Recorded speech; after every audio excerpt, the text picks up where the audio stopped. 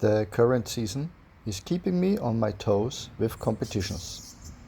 So there was no time to enjoy a quiet break after last week. I went straight on, and this time to Lisbon, which we all know is in Portugal.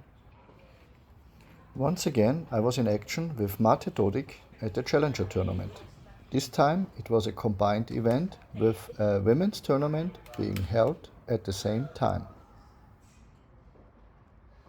These tournaments are always a difficult situation in terms of practice, especially in the first few days.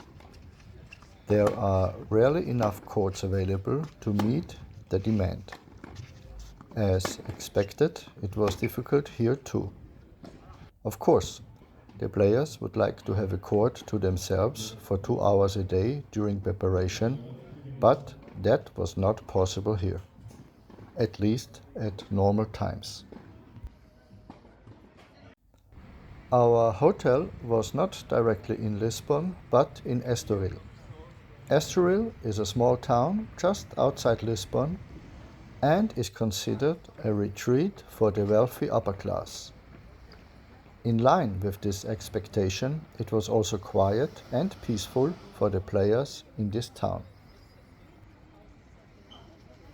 The hotel was functional and not too far from the sea.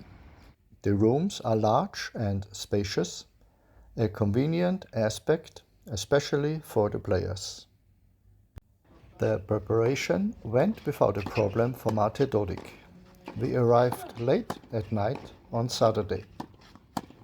Mate played 2 one-hour sessions on Sunday and 1 session on Monday.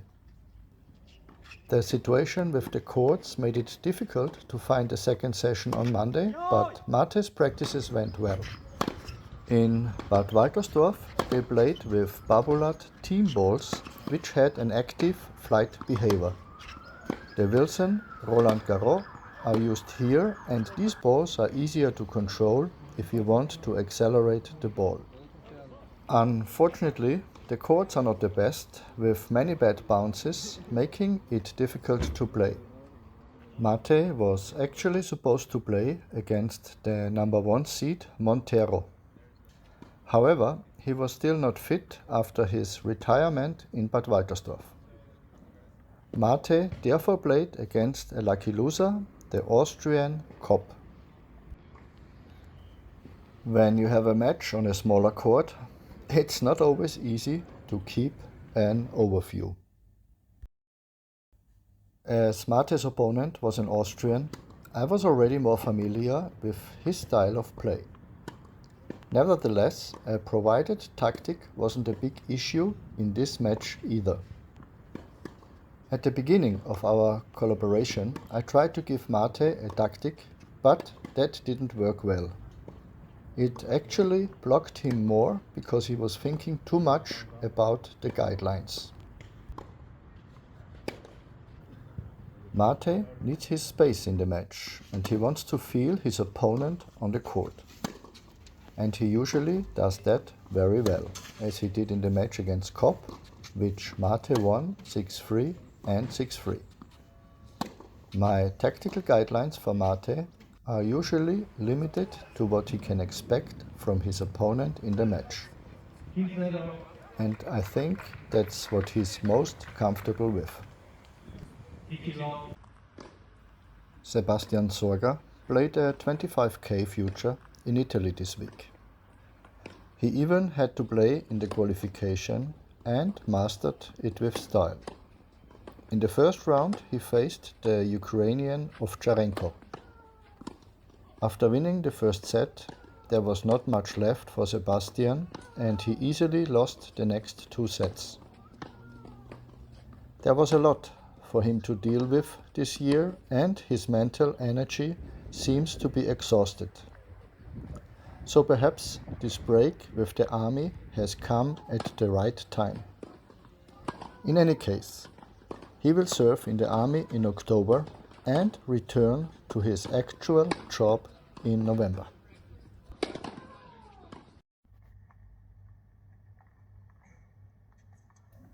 Yuri Rodionov played a challenger in Orléans, France this week.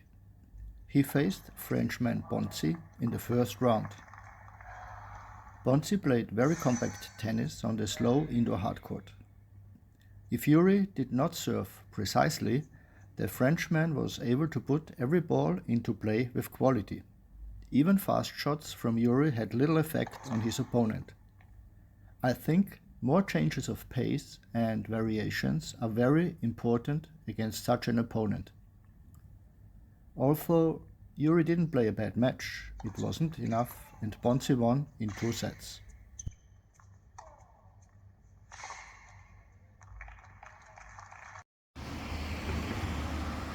Mate Dodig was actually supposed to play the second round on Wednesday. But the rain also made an appearance in Lisbon and it was not possible to play a match outdoors all day. However, there are courts indoors on clay and the doubles matches were played there. This also meant that there was no opportunity for practice, so Mate found himself in the gym that day. Unfortunately, the next day brought no improvement in the weather. The matches were again cancelled due to the heavy rain in the morning. At least it was possible to play indoors. This is also part of everyday tournament life, waiting for better weather.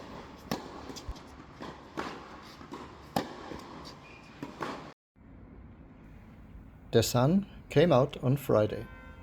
Unfortunately, the rain of the last few days had taken its toll on the courts. The tournament director wanted to try everything to play the matches outdoors. But despite all the work on the courts, they could not be made playable. This meant that Mate Dodig's second round against the Hungarian Piros was scheduled to play indoors. After a good start and winning the first set, a short, emotional outburst at the beginning of the second set caused Mate to change the match. After that, Piros played better and better, but Mate was no longer present on the court. As a result, Piros deserved to leave the court as the winner. Certainly an important experience for Mate, especially in dealing better with negative experiences under stress in the future.